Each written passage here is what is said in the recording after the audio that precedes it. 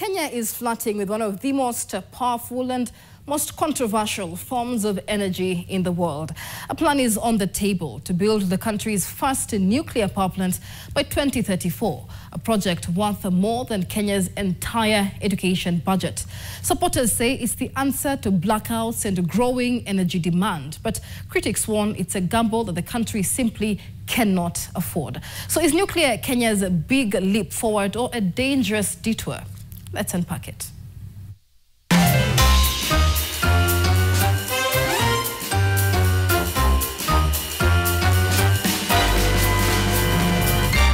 Let's talk about nuclear energy. A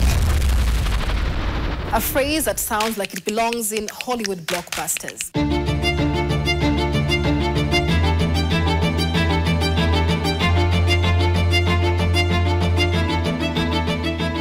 Kenya wants to build a nuclear power plant by 2034, a move that could mark Africa's next big leap. A 500 billion shillings project. The proposed site for the multi-million nuclear power plant is in Luanda Kutieno along the shores of Lake Victoria. But is this the start of a reliable future? The government is fully committed to the realization of a robust and sustainable energy future. Or a very expensive experiment? I am completely opposed to the project and I will stand very firm. Let's unpack it. Let's start with the science. Nuclear energy comes from splitting atoms, usually uranium. When an atom splits, it releases massive heat. It works by the splitting of atoms within a nuclear reactor, and this is through a process that is called fission. The first nuclear reactor is the sun.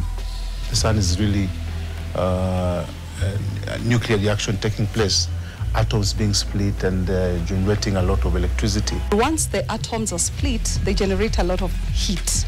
And this heat is then sent to the steam generator, where steam is generated. It turns the turbines, and then the turbines will, which are connected to the generator, generate electricity. One tiny uranium pellet, the size of a maize kernel, can power your home for months. And it doesn't release greenhouse gases like coal or oil. But there's a catch. It leaves radioactive waste and stays dangerous for thousands of years. That's why many countries have been cautious. Think of it like a pressure cooker. Small device, big results. But mishandle it, and dinner could end in disaster.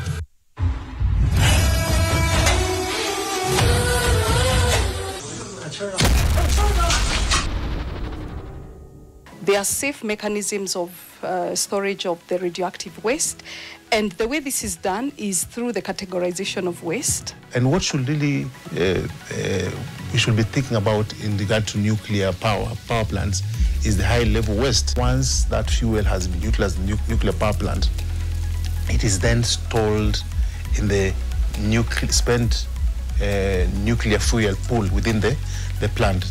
It's like something like a pool with water where it is put while the plant is operating, which is normally 80 to 100 years. And then thereafter it's taken and put in dry caskets where it is kept until it finds a final repository.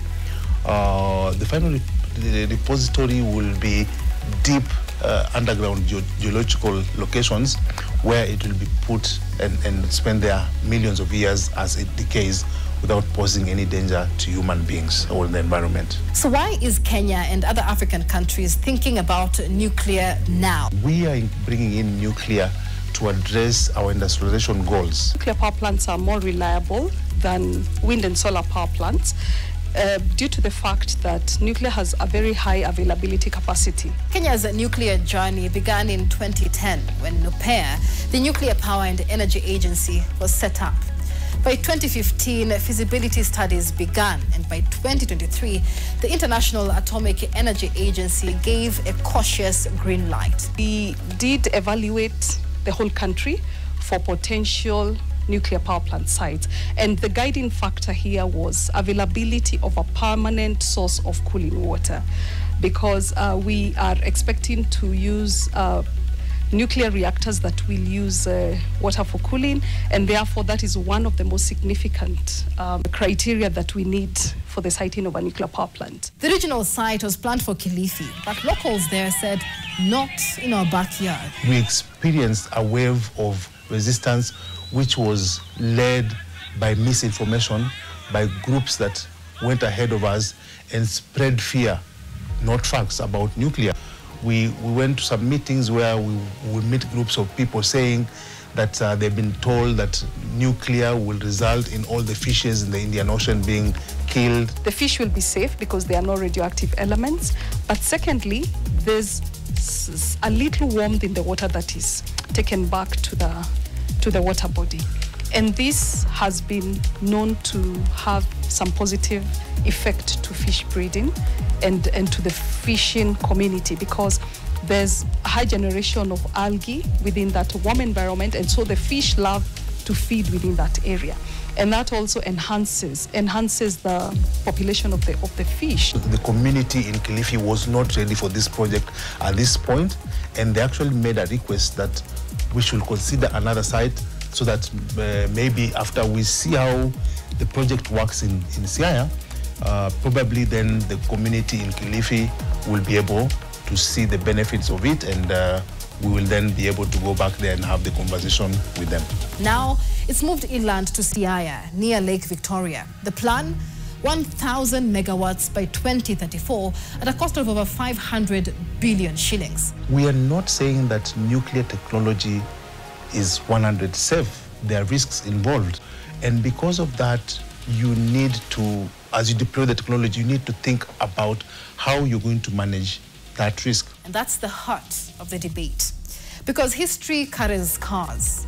Japan, Ukraine, one mistake and it can haunt a nation for decades. The International Atomic Energy comes in to do quality assurance. Through that international peer review mechanism, we believe that the nuclear plants that will be developed in Kenya will be as good as the ones that will be developed anywhere in the world. For Africa, nuclear also comes with status.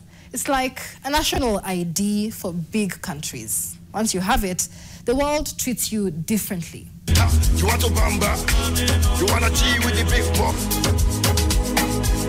Having nuclear is actually prestige. In terms of Africa, the only country that has nuclear generating electricity is South Africa. But here's the thing. Nuclear isn't a short-term project. You can't pause it like a YouTube video. It's a 100-year commitment. The country must make a knowledgeable commitment to the nuclear power program before they start it. So that when you sign the contract, that contract will be binding on successive administrations. So when Kenya will move to the decision of starting construction, there will be no concerns that another administration will come and say this project cannot go on. So should Kenya go nuclear or fix the basics first?